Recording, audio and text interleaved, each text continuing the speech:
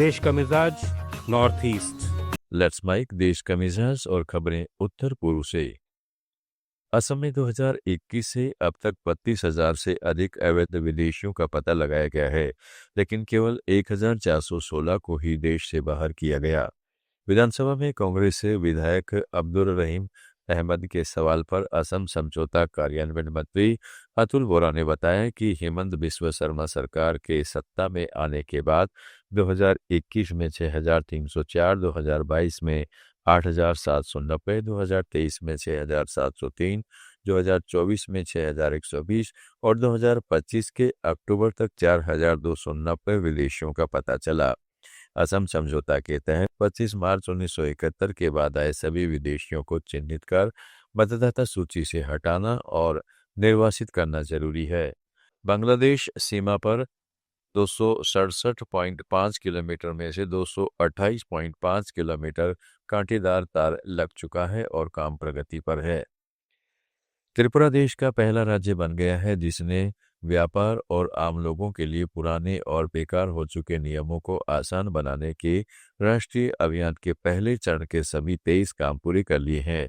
Cabinet सचिव doctor TV Somanathan ने मुख्य सचिव जितेंद्र कुमार सिन्हा को पत्र लिखकर इसके लिए बधाई दी और कहा कि राज्य के इस प्रयास ने दूसरों के लिए मिसाल कायम की है। उन्होंने मुख्य सचिव के निजी नेतृत्व की खास तारीफ की और उम्मीद जताई कि दूसरे चरण में भी त्रिपुरा इसी तेजी से आगे बढ़ेगा। इस उपलब्धि की जानकारी प्रधानमंत्री कार्यालय को भी भेजी गई है। मेघालय मंत्रिमंडल ने प्रसिद्ध सिल्क विलेज उमडेन में पर्यटन सुविधा बढ़ाने के लिए उम्परडोंग में जमीन खरीदने और नोंग पोहो से उमडेन तक सड़क बनाने के लिए 50 करोड़ रुपए मंजूर किए हैं। साथ ही शिलांग हवाई अड्डे के विस्तार के लिए रक्षा मंत्रालय की जमीन के बदले जमीन देने और खरीदने की योजना को भी हरी झंडी दे दी गई है ताकि यहां बड़े विमान भी उतर सकें। इसकी निविदा प्रक्रिया भी शुरू हो चुकी है। मंत्रिमंडल ने बिजली पहुंचाने के लिए भी बड़ा फैसला लिया है।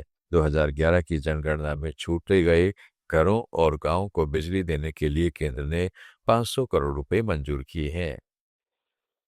मणिपुर में सुरक्षा बलों ने 2 अलग अलग अभियानों में कुल 5 सक्रिय उग्रवादियों को गिरफ्तार किया है जो प्रतिबंधित संगठनों से जुड़े हुए थे। 3 को सांस्कृतिक संगीत उत्सव पर हमला करने की साजिश रचने के आरोप में पकड़ा गया, जिसमें ग्रेनेड फेंकने की योजना थी। 2 अन्य उग्रवादी अपने संगठन की सदस्यता बढ़ाने और अन्य गतिविधियों में लिप्त पाए गए।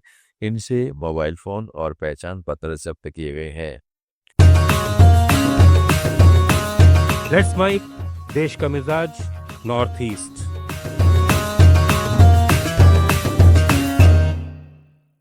अरुणाचल प्रदेश के पर्यटन विभाग में एक बार फिर निदेशक पद खाली हो गया है। जुलाई में ही पदभार संभालने वाली यशस्विनी बी को पूर्वी कोमेंग का उपायुक्त बनाकर अचानक स्थानांतरित कर दिया गया, जिसके बाद से विभाग बिना नियमित निदेशक के चल रहा है।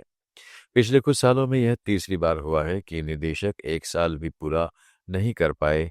अधिकारी बताते हैं कि जैसे ही निदेशक विभाग को समझने लगते हैं उनका तबादला हो जाता है, जिससे काम प्रभावित हो रहा है।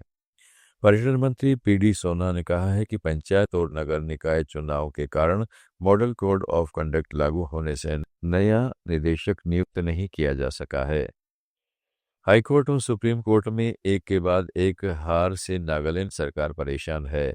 मुख्य सचिव सेंटियांग इमचेन ने कोहिमा में सभी बड़े अधिकारियों को बुलाकर सख्त हिदायत दी कि अब सोने का समय खत्म, हर फाइल पर नजर रखी जाए, कानूनी जवाब मजबूत किए जाएं, नहीं तो फिर शर्मिंदगी झेलनी पड़ेगी। बैठक में हॉर्नबिल महोत्सव से ठीक पहले कोहिमा को चमकाने का प्लान भी पेश किया गया, जिसके तहत 28 नवंबर को पूरे राज्य में बड़ा सामाजिक सफाई अभियान चलेगा, जिसमें हर कोई झाड़ू लेकर सड़क पर उतरेगा। आप सुन रहे थे let's mike more than radio. Follow कीजिए हमें हमारे सोशल मीडिया प्लेटफॉर्म्स पर। It's time for news. It's time for More Than Radio.